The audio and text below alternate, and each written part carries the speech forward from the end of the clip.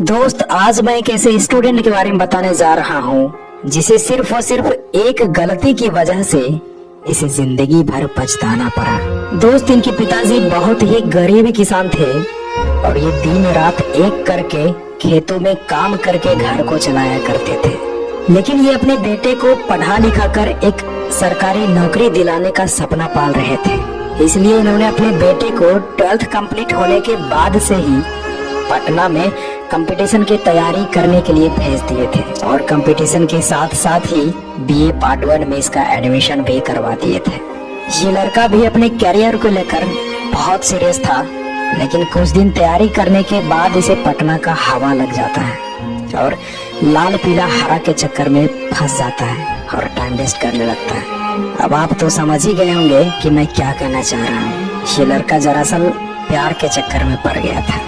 और दोस्त, मैं क्या बताऊं, इसके बाद इसका पढ़ाई के प्रति सीरियसनेस लेजीनेस में बदल जाता है। इसे लगने लगा कि यार अभी तो मेरे पास बहुत समय है, अभी तो ग्रेजुएशन कंप्लीट होने में 3 साल बाकी है और मैं तैयारी तो 6 महीने में ही कर दूंगा, क्योंकि कोर्स 6 महीने का ही होता है। लेकिन शायद इसे ये नहीं पता था कि उस 6 महीने में पढ़ाए गए चीजों को कंप्लीट करने में बहुत समय लगता है और इसी गलत फहमी में जीने लगा और पढ़ाई कम, प्यार का चक्कर ज्यादा करने लगा। हालांकि बीच बीच में इसे रियलाइज होता था कि मैं गलत कर रहा हूँ, लेकिन दोस्त, इस चक्कर में जो एक बार पड़ जाता है ना, वो इतनी आसानी से बाहर नहीं निकल पाता है।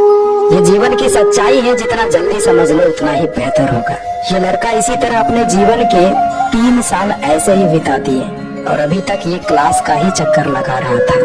दोस्त, आप भले ही सच्चाई से कुछ दिन मुंह मोड़ लेते हो, लेकिन एक न एक दिन आपको जरूर समझ में आती है। लेकिन जब तक समझ में आती है तब तक बहुत लेट हो चुका होता है।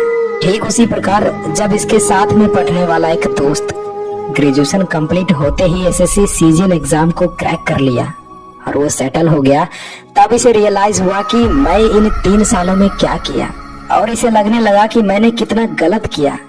पिताजी का मेहनत पानी में फेर दिया, कैसे कैसे दिन रात मेहनत मजदूरी करके पैसा भेजते होंगे और मैंने ये सब चुटकियों में बर्बाद कर दिया। ये लड़का को अब सारा कुछ दिखने लगा था, लेकिन तब तक बहुत लेट हो चुका था। और दोस्त, इसी समय घर से कॉल आता है कि बेटा, माँ की आंखों का ऑपरेशन कराना है, लेकिन पैसे नहीं है क्योंकि सारा पैसा तो तेरा पढ़ाई में लगा दिया। बेटा, तुम्हारा सिलेक्शन कब हो रहा है? तो दोस्त, ये लड़का कुछ नहीं बोल पाया क्योंकि ये लड़का इन 3 सालों में पढ़ाई के अलावा सब कुछ किया था, सिर्फ पढ़ाई ही नहीं किया था। ये लड़का फोन पर सिर्फ रोता रह गया और फिर बोला कि पिताजी, अभी कोई एग्जाम नहीं निकला है।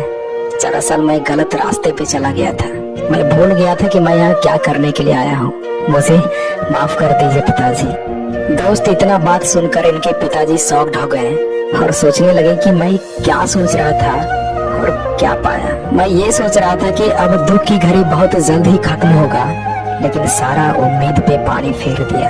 अरे, मैंने तुम्हारे लिए क्या नहीं किया, अपना जमीन का 90% हिस्सा इन 3 सालों में बेच दिया, ये सोचकर कि मेरा बेटा शहर में अच्छे से पढ़ाई कर रहा होगा। लेकिन तुमने जो कर दिखाया ना, अब लग रहा है कि सारा सेक्रीफाइसेस व्यर्थ चला गया। अरे बेटा, सोचो उस माँ पे क्या बीतेगी जो माँ अपनी आंखों का ऑपरेशन नहीं करा रही थी, बोलती थी कि बेटा सेट हो जाएगा ना तो मैं ऑपरेशन करा लूंगी। और तुम बहुत अच्छा किया बेटा, बहुत अच्छा।